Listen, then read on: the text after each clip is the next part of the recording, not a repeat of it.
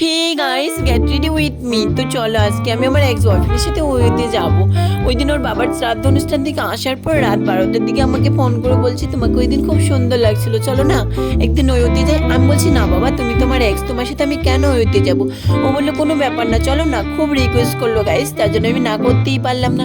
তার জন্য সকাল সকাল রেডি হয়ে যাচ্ছি। ফার্স্টে আমি ইনারটা পরেছি, তারপর দেখো সায়া পরেছি, তারপরে এই শাড়িটা পরেছি, জুয়েলারিগুলো পরেছি। আর সবাই বলতেই পারো যে সাপড়ি লাগছে, হ্যান্ড লাগছে, ত্যান লাগছে। তো গাইস সাপড়ি বলতেই পারো, আমি তো সাপড়ি। তারপর দেখো মোটা করে চয়ড়া করে আইলাইনার করে নিয়েছি। আর লিপস্টিক তো করতেই হবে, যেহেতু লিপস্টিক বুঝতেই পারছো কেন করতে হবে। তারপর দেখো আমি একটা টিপ পরে নিয়েছি, টিপ পরার পর হাতে একটা গার্ডার লাগিয়েছি ফ্যাসলেট হিসেবে গাইস। তারপর চুলকে স্টাইল করবো না ভেবে চুলটা ভালো করে বেঁধে নিয়েছি টাইট করে। তারপর দেখো মেকআপ ফিক্সার লাগিয়েছি, অ্যান্ড পারফিউম তো ইউজ করতেই হবে।